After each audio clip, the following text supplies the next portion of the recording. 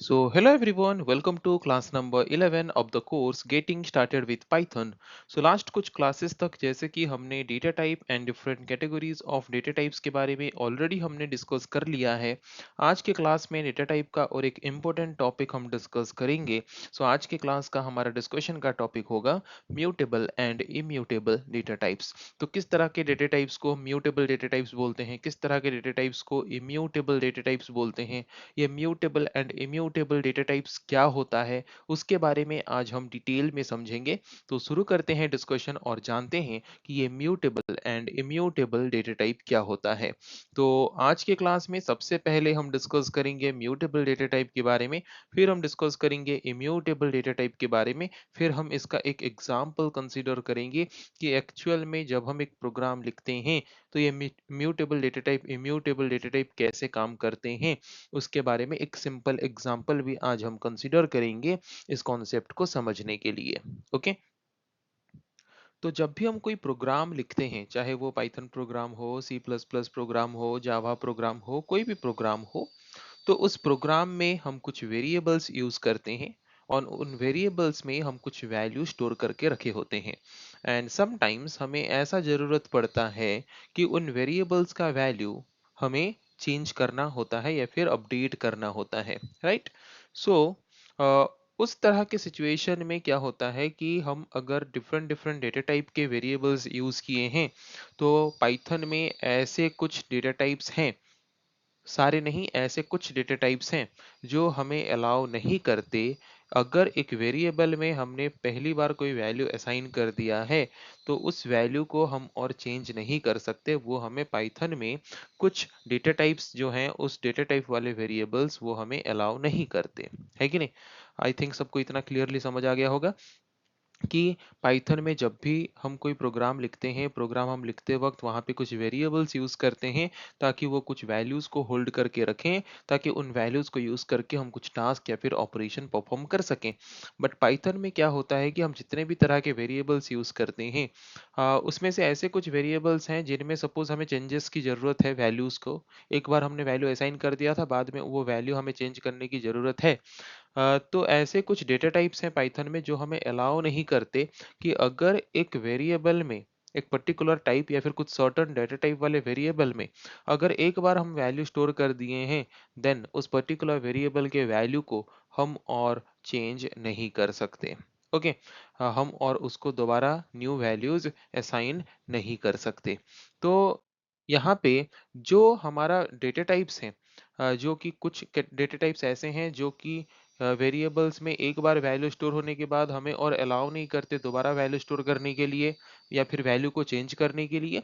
और ऐसे कुछ डेटा टाइप्स होते हैं, उसको यूज करके अगर हम कोई वेरिएबल डिफाइन करते हैं तो उसमें हम जितना बार चाहे उतना बार वैल्यूज को अपडेट कर सकते हैं, वैल्यूज को चेंज करते हैं।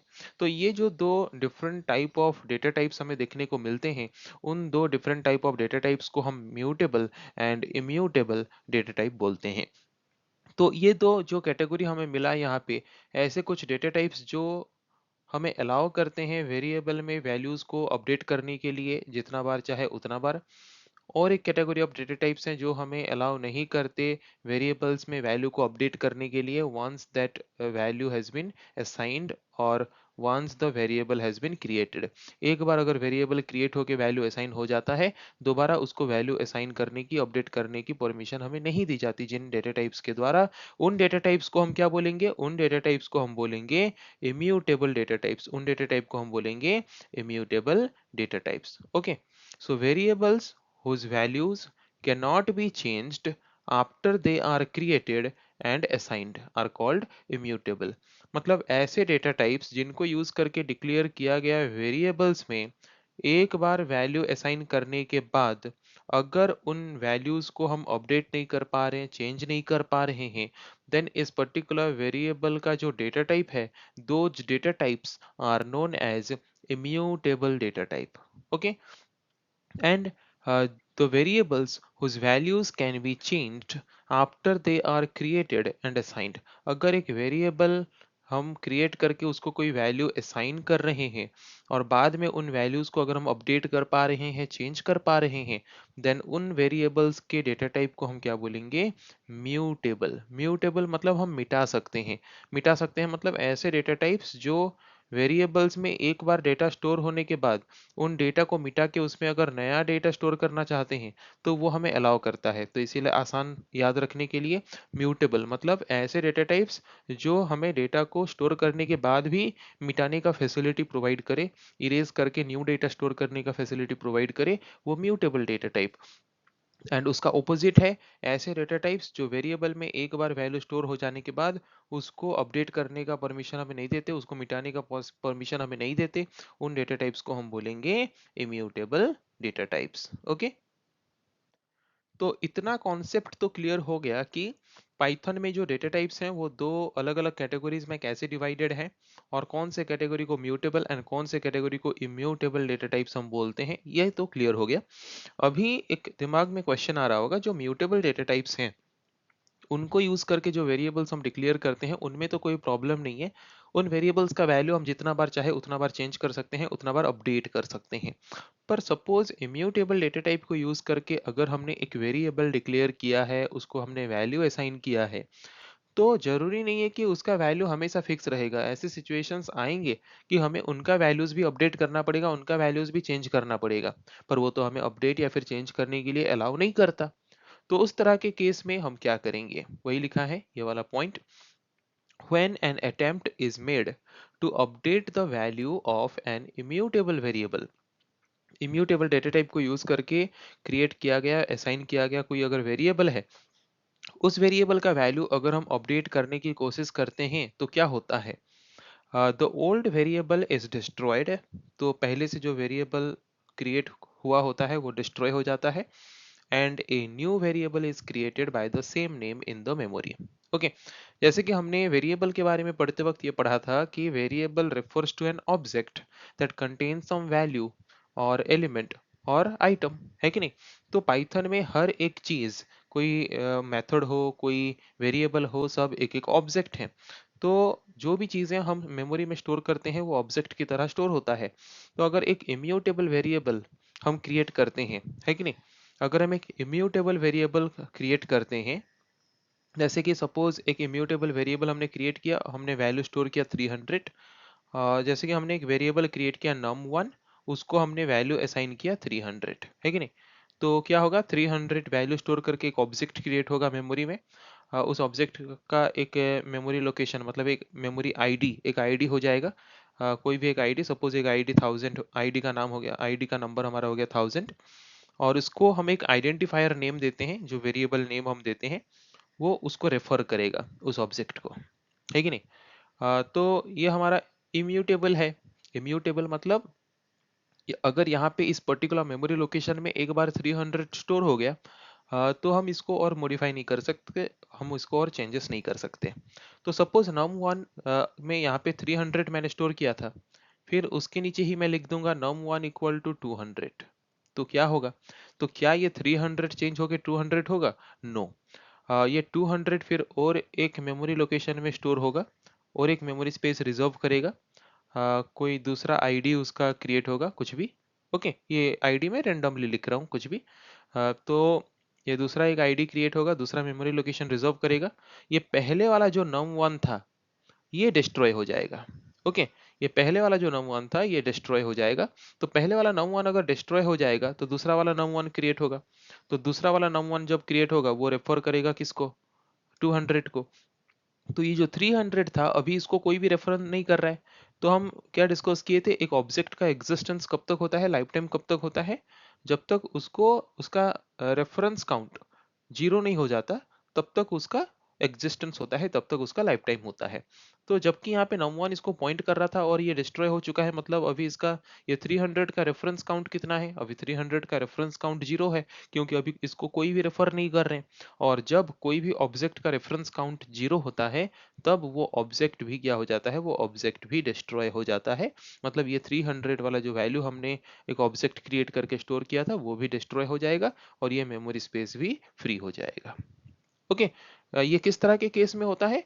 इम्यूटेबल डेटा टाइप में यूज करके डिक्लेयर किए गए वेरिएबल्स में इस तरह के केसेस होते हैं। पर जो म्यूटेबल हैं वो तो चेंजेबल हैं, वो इजीली अपडेट हो सकते हैं।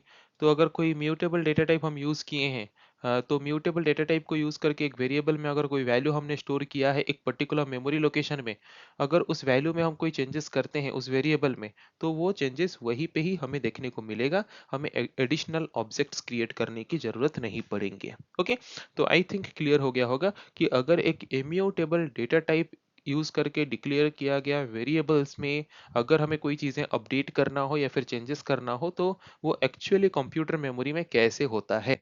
ओके, आई थिंक सबको क्लियर हो गया होगा। सो Python data type can be classified into, already हमने डिस्कस किया पाइथन में जितने भी डेटा टाइप्स हैं वो म्यूटेबल इम्यूटेबल ऐसे दो अलग अलग कैटेगरीज में डिवाइड हो गए हैं। उसके मतलब मेमोरी लोकेशन रिजर्व के हिसाब से उसमें चेंजेस कर सकते हैं या नहीं उसके हिसाब से। तो उस हिसाब से अगर हम देखें तो इम्यूटेबल डेटा टाइप्स कौन कौन से हैं, मतलब ऐसे डेटा टाइप्स कौन कौन से हैं जिसको यूज करके डिक्लेयर किया गया वेरिएबल्स में अगर वंस हम वैल्यू स्टोर कर देते हैं तो उस वैल्यू को और हम अपडेट या फिर चेंज नहीं कर सकते, है कि नहीं। अगर हमें उसमें कोई चेंजेस करना हो तो उसको डिस्ट्रॉय करके फिर से दोबारा मेमोरी स्पेस एलोकेट करके न्यू ऑब्जेक्ट क्रिएट करना पड़ेगा और उसको रेफर करना पड़ेगा। तो ऐसे इम्यूटेबल डेटा टाइप्स कौन कौन से हैं? Integer, float, string, tuple, boolean, complex, these are the immutable data types. Okay, मतलब इन डेटा टाइप्स को यूज करके डिक्लेयर किया गया वेरिएबल्स में वंस वैल्यू असाइन हो जाता है तो उस वैल्यू को हम और अपडेट या फिर चेंज नहीं कर सकते। अगर अपडेट या फिर चेंजेस कुछ करना है तो उस ऑब्जेक्ट को डिस्ट्रॉय करके वो न्यू ऑब्जेक्ट्स क्रिएट करता है और न्यू ऑब्जेक्ट को रेफर करता है। जैसे कि हमने अभी एग्जांपल लिया था, कौन सा एग्जांपल लिया था हमने? इंटीजर का, कि अगर एक वेरिएबल ऑब्जेक्ट हम क्रिएट करते हैं, ओके, तो मेमोरी में ये स्पेस रिजर्व करता है और उसको हम रेफर करते हैं आइडेंटिफायर नेम के द्वारा। अगर वही num1 को दोबारा हमने और एक न्यू वैल्यू असाइन कर दिया 200, तो वो यहाँ पे और चेंजेस नहीं करेगा क्योंकि ये इम्यूटेबल है। वंस मेमोरी स्पेस में एलोकेट हो जाता है तो उसको और मॉडिफाई नहीं कर सकते। तो वो क्या करेगा, 200 को और एक मेमोरी लोकेशन में स्टोर करेगा और ये num1 जो इसको पॉइंट कर रहा था ये डिस्ट्रॉय हो जाएगा और एक न्यू num1 क्रिएट होके वो इसको रेफर करेगा। और ये 300 जो है इसका जबकि रेफरेंस काउंट 0 हो गया क्योंकि इसको कोई रेफर नहीं कर रहे, तो ये भी डिस्ट्रॉय हो जाएगा और ये मेमोरी स्पेस फ्री हो जाएगा। ओके, तो इम्यूटेबल डेटा टाइप्स यूज करके जो इम्यूटेबल वेरिएबल्स हम क्रिएट करते हैं उसमें अगर हम कोई चेंजेस करते हैं तो इस तरीके से चेंजेस होता है। पर अगर कोई म्यूटेबल डेटा टाइप जैसे कि लिस्ट, डिक्शनरी, सेट, ये म्यूटेबल डेटा टाइप्स हैं, तो म्यूटेबल डेटा टाइप यूज करके मेमोरी में अगर हमने कोई वैल्यू स्टोर किया है और वैल्यू स्टोर करके उसको अगर हम कोई आइडेंटिफायर नेम के द्वारा पॉइंट करते हैं, तो वही वैल्यू में से अगर किसी वैल्यू को अपडेट या फिर चेंजेस करना हो तो वही सेम मेमोरी लोकेशन में चेंजेस होता है, unlike immutable variables. Immutable variable में जैसे कि मेमोरी लोकेशन चेंज हो जाता है अगर हम वैल्यू को अपडेट करते हैं तो, पर म्यूटेबल वेरिएबल्स में ऐसा नहीं होता। वही सेम मेमोरी लोकेशन में ही जो वैल्यूज हैं उन वैल्यूज को रिप्लेस करके उसके बदले हम न्यू वैल्यूज को स्टोर कर सकते हैं। ओके, आई थिंक क्लियर हो गया होगा कि कौन सा इम्यूटेबल डेटा टाइप्स है एंड कौन कौन से म्यूटेबल डेटा टाइप्स हैं। Okay, let us know let us now see what happen when an attempt is made to update the value of a variable। मैंने जो एग्जांपल लिया था वही एग्जांपल हम यहाँ पे थोड़ा और डिटेल में देखेंगे। एक वेरिएबल मैंने लिया num1, उसको हमने वैल्यू असाइन किया 300। तो ये किस तरह का वैल्यू है? ये इंटीजर वैल्यू है। तो ये अगर इंटीजर वैल्यू है मतलब ये इम्यूटेबल वेरिएबल हो गया क्योंकि इंटीजर एक इम्यूटेबल डेटा टाइप है कि नहीं। तो अगर हम ऐसे 300 असाइन करते हैं इसका मतलब क्या है, एक ऑब्जेक्ट क्रिएट होता है हमारे कंप्यूटर मेमोरी में और उसका एक आईडी क्रिएट हो जाता है। ID memory location and value को लेके क्रिएट होता है और फिर हम क्या करते हैं, जो वेरिएबल का नेम हम दिए होते हैं वो आइडेंटिफायर नेम होता है, वही इंडिकेट करता है या फिर रेफर करता है उस पर्टिकुलर ऑब्जेक्ट को हमारे मेमोरी लोकेशन में। ओके, फिर आगे अगर हम और कुछ स्टेटमेंट्स उसमें ऐड करेंगे जैसे कि ये स्टेटमेंट हमने ऐड किया num2 इक्वल टू num1 हमने कर दिया। मतलब इसका मतलब क्या है, इस स्टेटमेंट का मतलब यहाँ पे क्या है कि num1 आइडेंटिफायर या फिर num1 वेरिएबल नेम जिस ऑब्जेक्ट को रेफर कर रहा था वही सेम ऑब्जेक्ट को num2 भी रेफर करेगा। इसका ये मतलब है। इसका ये मतलब नहीं है कि num1 में जो वैल्यू स्टोर है वो वैल्यू हम num2 में दोबारा स्टोर करेंगे, नो। इसका मतलब ये है कि num1 मेमोरी के जिस ऑब्जेक्ट को रेफर कर रहा है, num2 भी वही सेम ऑब्जेक्ट को रेफर करेगा। ओके, मतलब यहाँ पे हम डेटा को ट्रांसफर करने के बदले, डेटा को असाइन करने के बदले हम यहाँ पे मेमोरी लोकेशन को असाइन करते हैं। Okay, so num1 shares the referenced location. Referenced location means address of the data with num2. Okay, तो जिसके वजह से क्या होगा, num1 जिस मेमोरी लोकेशन को पॉइंट कर रहा था, num2 भी वही सेम मेमोरी लोकेशन को पॉइंट करेगा। एंड दोनों का वैल्यू अभी कितना हो गया, दोनों जबकि सेम लोकेशन को पॉइंट कर रहे हैं तो दोनों का वैल्यू अभी कितना है, 300 300। ओके, अभी हम और एक स्टेटमेंट वहां पे ऐड करेंगे। तो और एक स्टेटमेंट अगर हम ऐड करते हैं num1 equal to num2 plus 100, तो अभी num1 का वैल्यू कितना हो गया, num2 का वैल्यू, num1 का वैल्यू, दोनों का वैल्यू 300 था, तो num2 में कितना था 300 प्लस 100 हमने कर दिया, तो अभी कितना हो गया 400। तो num1 जिसको पॉइंट कर रहा था वो तो 300 है, ये जबकि इम्यूटेबल है, हम इसको अपडेट तो नहीं कर सकते।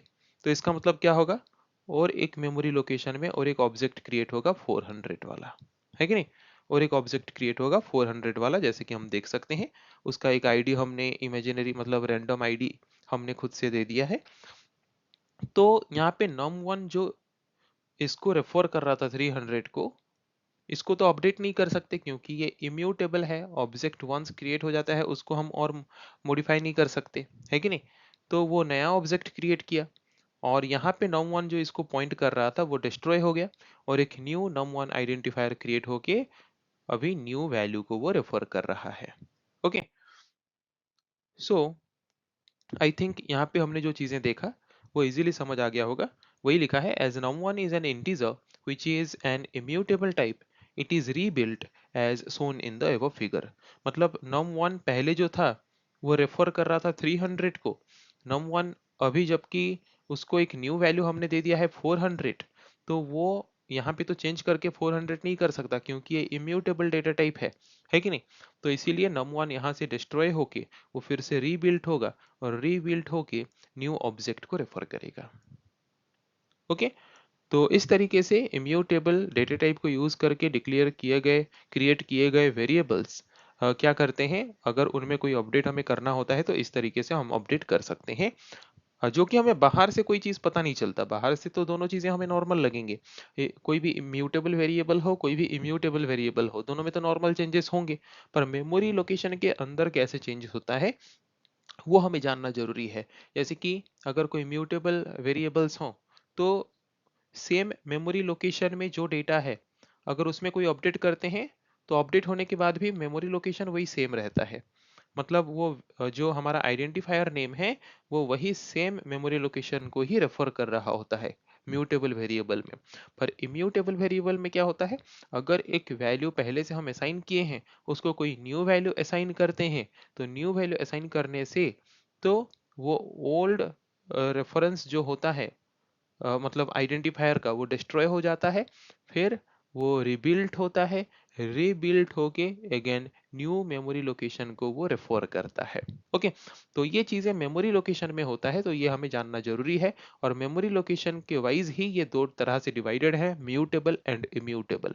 अगर हम ऊपर से देखेंगे, अरे इस तरह के डेटा टाइप में भी तो चेंजेस पॉसिबल हो रहा है, उस तरह के डेटा टाइप में भी तो चेंजेस पॉसिबल हो रहा है, फिर कैसे बोला गया कि इसमें चेंजेस पॉसिबल नहीं है। चेंजेस पॉसिबल हो रहा है, पर कैसे, by changing the memory location, by changing the referenced location, है कि नहीं। किसमें, इम्यूटेबल में। पर म्यूटेबल में क्या होता था, हमें कोई मेमोरी लोकेशन चेंजेस करने की जरूरत नहीं है, कोई भी रेफरेंस लोकेशन चेंज करने की जरूरत नहीं है, वही सेम रेफरेंस लोकेशन में हम मॉडिफिकेशन कर पाते हैं, किसमें, म्यूटेबल में, जो कि इम्यूटेबल में पॉसिबल नहीं होता है। सो आई थिंक ये कॉन्सेप्ट हमने जो डिस्कस किया बहुत ही इंपॉर्टेंट कॉन्सेप्ट है, आई थिंक सबको इजीली समझ आ गया होगा। सो नेक्स्ट क्लास में हम डिस्कस करेंगे ऐसे और कुछ टॉपिक्स, आज के क्लास को हम यही पे एंड करेंगे। So thank you everyone.